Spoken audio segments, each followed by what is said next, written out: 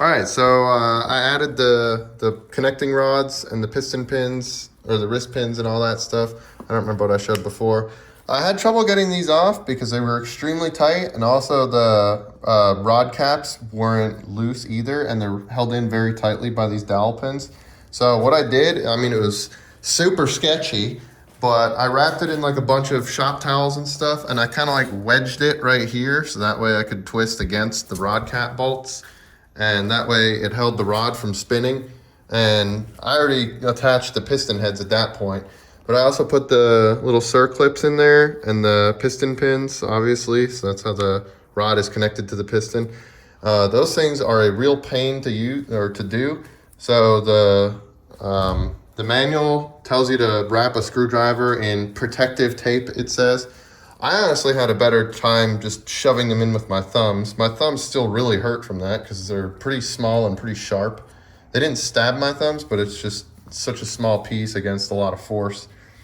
So after that, I'm doing the rings. So I have my different rings here. This is my bottom ring, and then this is my top ring in terms of my compression ring and all that stuff.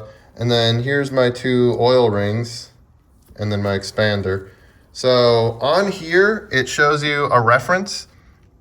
So it says top compression ring gap, and then it says top of engine. So the top of the engine is going to be this little diamond shaped thing. So that's where your injectors will go. So the top of the engine, so you can see it would be like that. So this is the top of the engine, and this goes facing this way. And then you can see the connecting rod.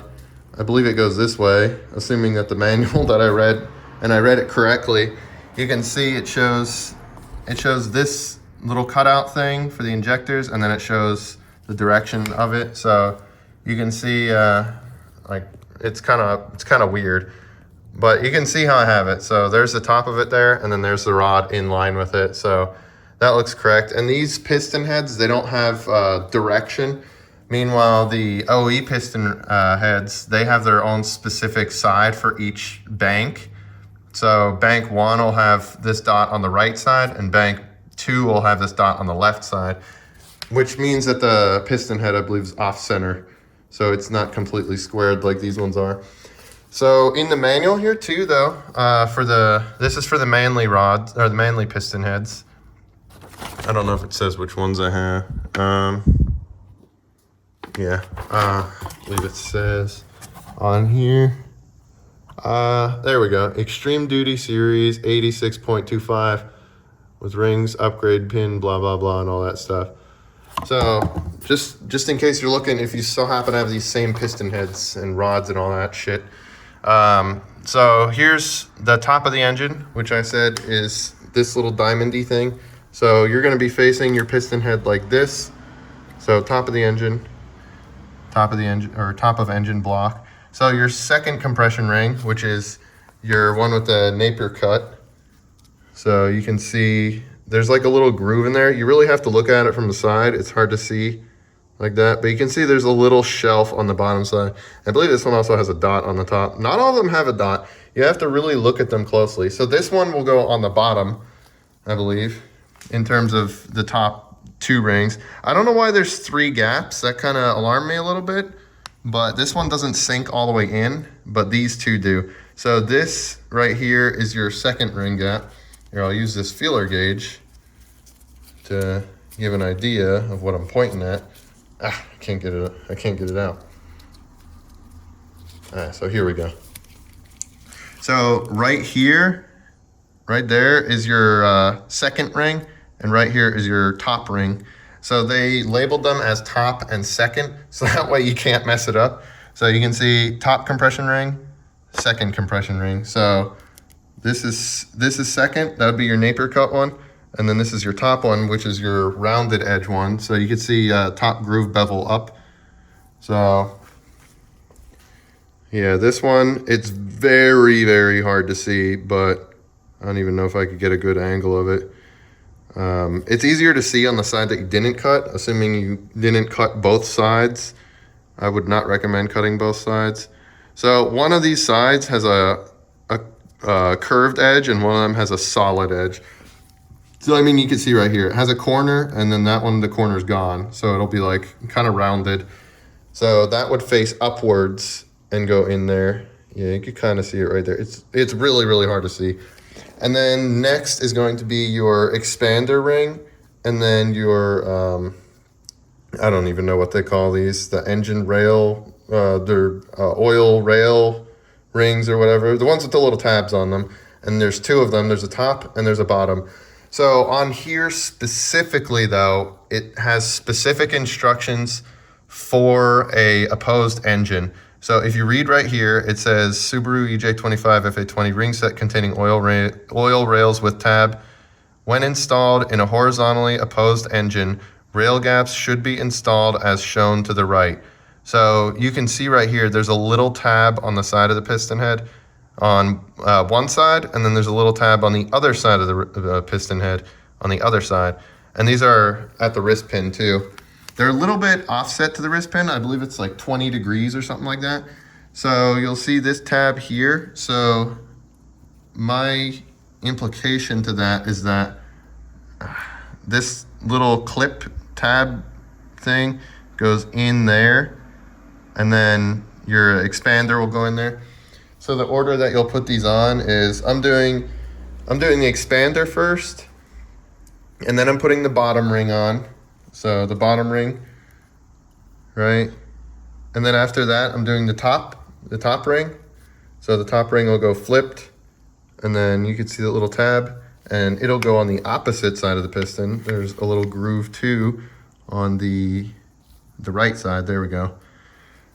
And then after that, I do the second ring, which is a Napier cut one. So that's the one that has the little shelf overhanging it. So you can see right there, the little shelf thing. And then after that, I do the top compression ring. And the way that I'm putting these on is the smaller rings. So these ones I'm doing by hand. So I put this one on. This is very easy to put on, and you really can't break it. Like, you really have to mess with it a lot to break it. And I haven't experienced that yet, fortunately. And then I will put the tab in the groove, and then I'll walk this one around it. So walking it around it is where you take one end, you put it in there, and then you stretch it around it and go around the whole thing until it eventually sits down. The only trick with that is that this will get in your way, and there's little tiny shelves on there, and those shelves are as far back as the rings should sit. So the rings should not go past those little shelf things. As you can see, there's like those little bumps. So they shouldn't go past that. That's as far as those rings should sit. So when you're done, you could see it's not fully flush with the expander ring isn't fully flush with the tabbed rings. And when you're done, you should also check to see that they all move. So like give it a movement test. It's hard to do with one hand. So you should be able to move all your rings. They should move pretty freely. Mine were pretty stuck, these ones, the top ones. But eventually, after playing with them a little bit, they kind of loosened up because they were getting stuck in the groove where they were shaved. So I did all those ones and I tested them out. I'm gonna look over them again, and then next is going to be smacking them into the cylinder. So when you're done putting the oil rings and stuff on an expander, so you just want to verify that that is in the hole. So you can see the little tab there. And then on the other side, that one is as well. And then your top, your gap for your expander should be, I believe, right around that hole. So you can see there's doubled up. They got to be butt to butt instead of one overlapping the other. Otherwise, if you have one overlapping the other, it's gonna have issues. So you can see this is where I chose. So right around here, and it's right around this bottom corner of this little cutout right here. It's about where my gap is. So yeah, and also I would recommend getting a pair of these. These make it so easy. You just put it on there, and then you stretch it out like barely enough to go around the whole piston head. Like, you don't have to stretch the shit out of them, otherwise you might snap them in half. And you just set it down, set the back in, and then you could kind of guide it, and then you get them on. It's pretty easy. All right, so the next thing that I did was I put the pistons in. So what I did is I got my little tool here. So I got the piston ring compressor tool. So I had to use a smaller one because the piston rings are like too big for the big one, or the tool is too big for the big ones, or for the pistons that I had. And I had to use a smaller one, so I had to put it around the piston and then put the tool around it, and it was super fucking sketchy. Then after that, what I did was, the best way that I found to get it in there is this has an orientation. There's a bottom side and a top side. But once I got the thing clamped, you can see in the gap right here of the tool itself that there's, you can see where the rings are and see how they are positioned. And then I put it on here, you know, obviously I had the tool holding it together. And then what I did is I checked underneath both sides and everything. And when you clamp it, you want to make sure that the piston is square on it instead of like being sideways on one side like that or like that. You want to make it completely square if you can. And then I grabbed the big mallet and I tapped it evenly like that. And then I checked around all the sides and then saw it was completely flat. And I used the back of the mallet, tapped it in, looked at the gap and saw the rings. And then I'd just periodically check around, tap, and if it came up, I'd tap it again, and then I'd tap it and just go back and forth till eventually they sunk in. The bearings love to fall out when you're putting it in, and they kind of just spilled everywhere, and then I had to go through the fun of getting the bearings out of here.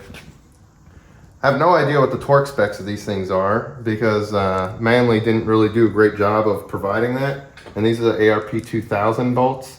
And the best we could do for now is we did 15 foot-pounds for each one, and then we did 50 foot-pounds for each one, and then we did 65 foot-pounds of each one because it says you're supposed to do 75% of the max torque to yield specs, and then that's what 65 foot-pounds is. But yeah, next is the next step in the sketchy process of putting an engine together.